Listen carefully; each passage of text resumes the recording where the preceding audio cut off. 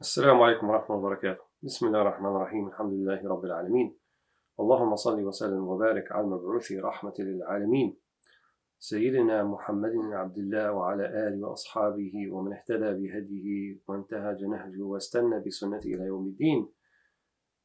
بعثنا عن المحجة البيضاء ليلها كنهارها لا يزيغ عنها إلا هالك ثم أما بعد.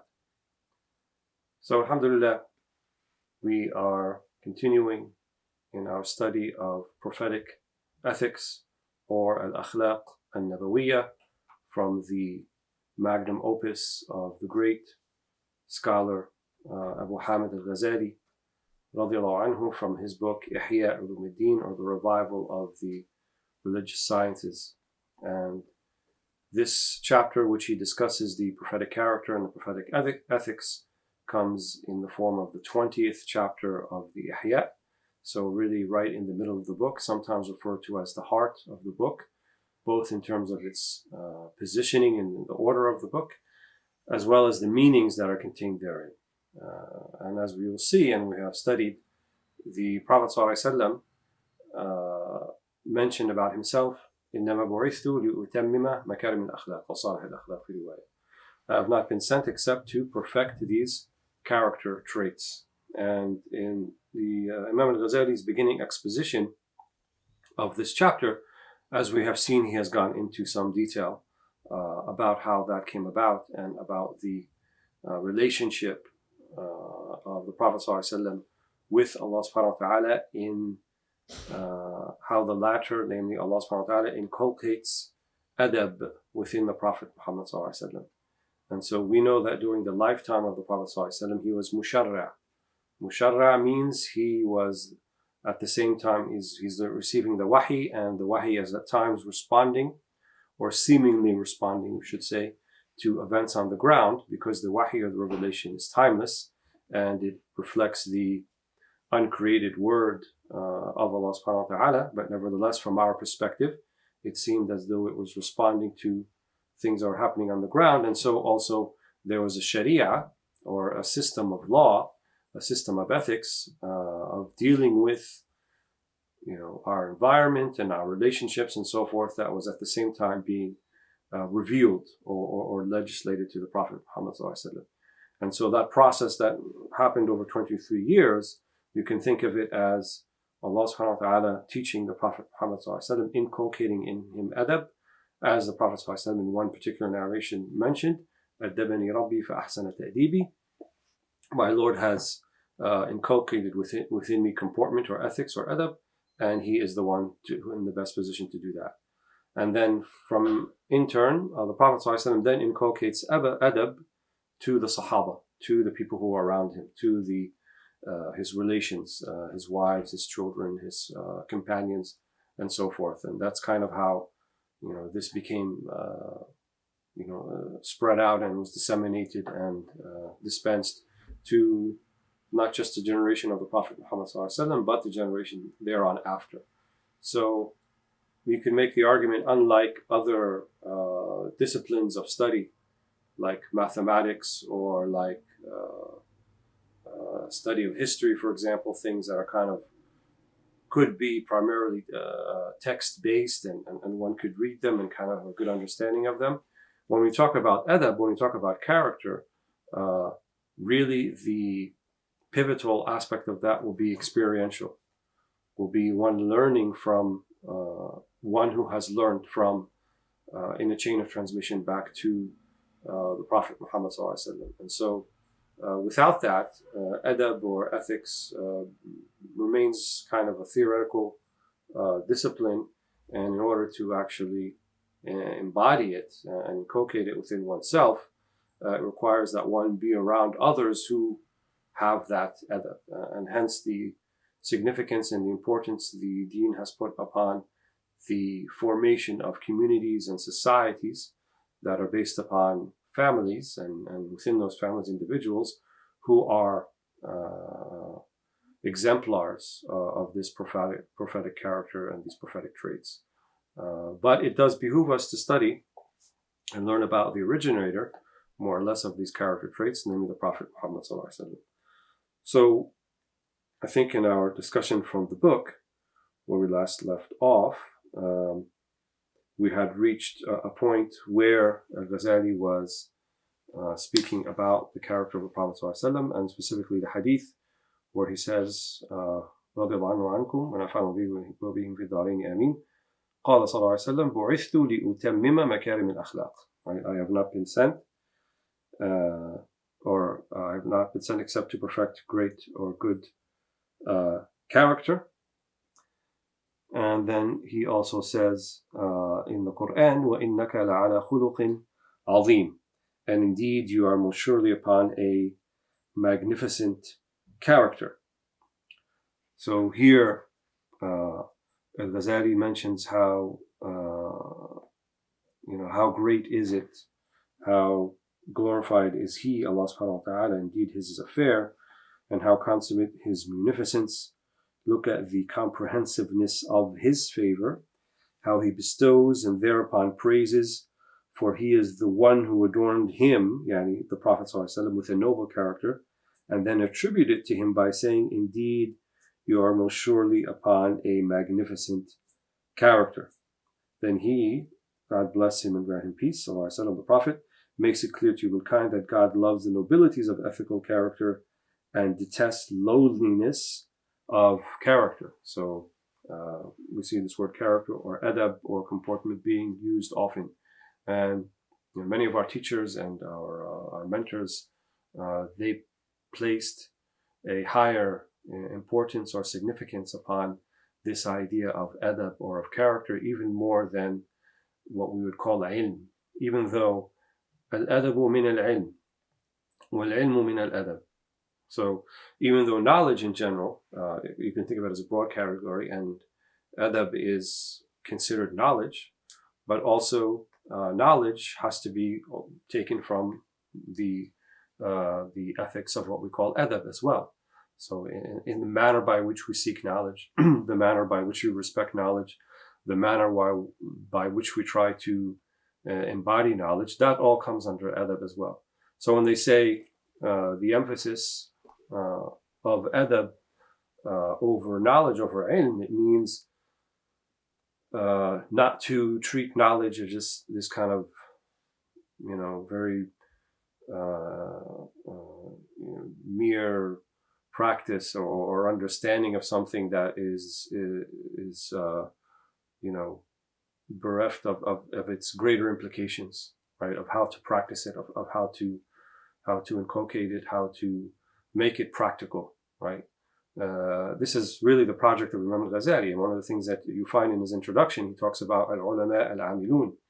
He talks about ulama who are amil, the alim al-amil. So in Arabic, these have the same three letters, but just the second and third letter switched around. So al-ilm wal-amal. So really, you can think of adab as the marriage between ilm, between knowledge, and between action.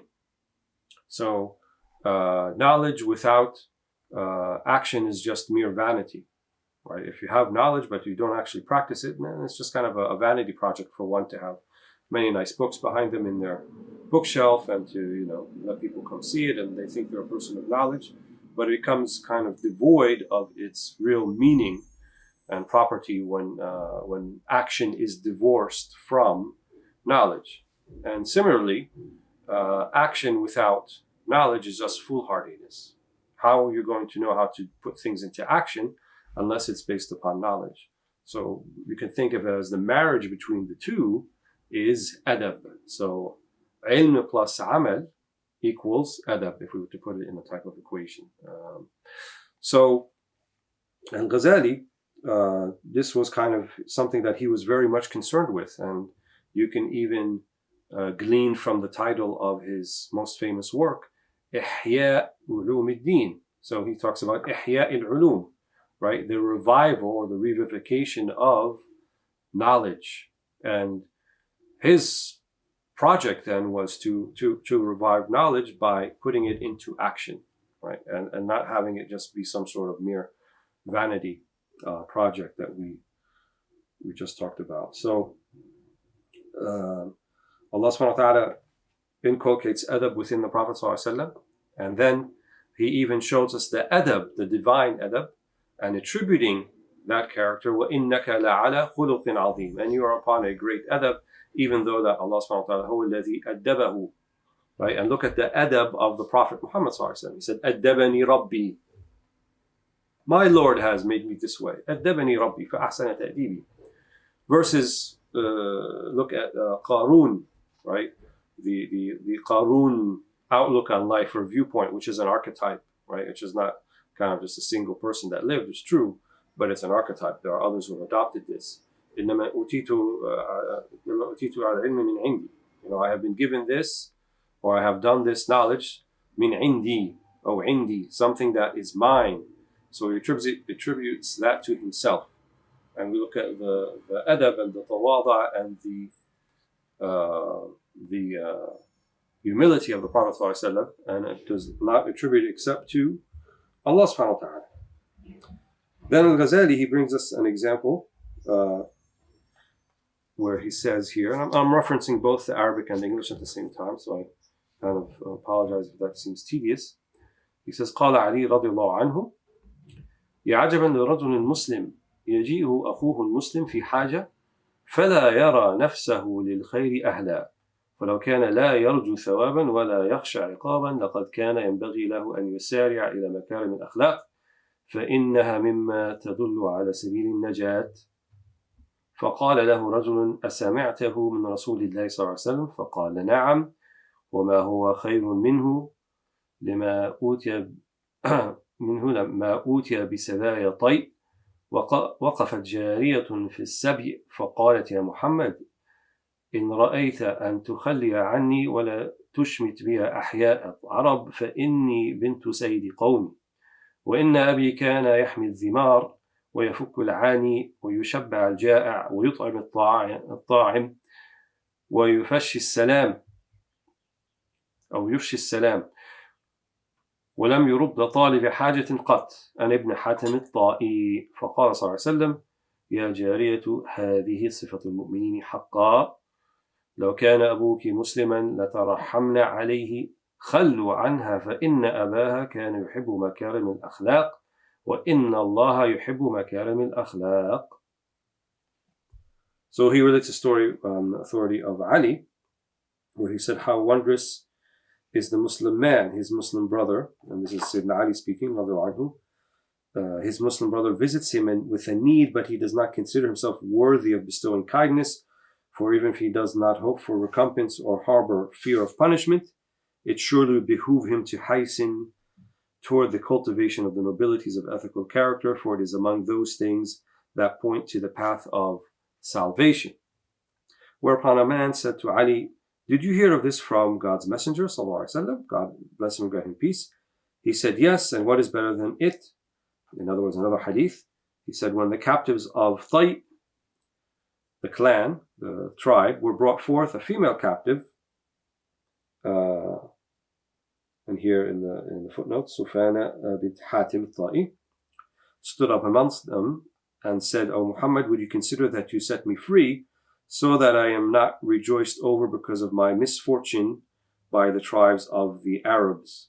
For verily I am the daughter of the chief of my people, and my father used to safeguard his cherished possessions, give comfort to the troubled, sate the hungry, provide food, spread greetings of peace, and never once refused anyone seeking him in need.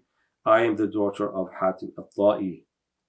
Whereupon he, God bless him and grant him peace, replied to her, O female captive, this is truly the depiction of the believers. If your father had been Muslim, we would have prayed for God's mercy on him. Let you free her, for her father used to love the nobilities of ethical character, and God verily loves the nobilities of character. So for those of you not familiar with Hatim al-Ta'i, he lived before Islam, and they say, كان يضرب به المثل في الكرم. يضرب به المثل في الكرم. He would be used as the proverb or the mythical proverb or example by which you would draw in comparison to those who are greatest in generosity. So they would say, وَلَا أَكْرَمْ مِنْ حَاتِمٍ, for example, and wow, you're really generous, but like وَلَا أَكْرَمْ مِنْ حَاتِمٍ, almost as good as Hatim, almost as generous as Hatim, referring to Hatim al-Ta'i. So he was seen as kind of that example, and he was a true figure. He actually lived, and I believed he died before the Ba'atha of the Prophet ﷺ, and certainly he died before having the opportunity to meet the Prophet ﷺ. So he would have been from Ahl al-Fatra, or from the people of between, who did not receive revelation. So his abode is determined by Allah subhanahu wa ta'ala, but if he had never received the da'wah, then he too would be from amongst the dwellers of paradise. But nevertheless, the Prophet ﷺ said, we did not know him to be Muslim, so the adab, or the etiquette, is not to do tarahum, or to pray for mercy upon his soul. So she then makes this plea based upon the generosity of her father, that he used to feed the sick and feed the hungry and take care of the sick, and he wouldn't refuse anyone who would come his way and seek provision and so forth. And so he said, well, this alone is enough of a noble thing, that your father loved nobility and nobility of character. So he freed her for fi sabilillah. He let her, emancipated her from, she came as a prisoner of war. He emancipated her from that state, and based upon the great character of her father, that he had known of and may not have met. So here we've seen in this session that the character that was inculcated in the Prophet ﷺ and then emanated to him, وَإِنَّكَ لَعَلَى خُلُقٍ عَظِيمٍ, Allah praises the Prophet ﷺ by saying, you are the exemplar of character. Allah is the one who inculcated him this way. But nevertheless, the Prophet ﷺ attributes it back to his creator, to Allah subhanahu wa ta'ala, and that also is part of character. So even if Allah has raised you in rank and has made you a person of noble character, it would be deemed from good character to not to carry yourself as such a person, but to see yourself as always a work in progress and in need of obviously Allah's divine mercy and his pardon and his love in order to continue in that manner. Wallahu ta'ala a'la wa a'lam. Alhamdulillahi rabbil alameen. Wassalamu alaikum wa rahmatullahi wa barakatuh.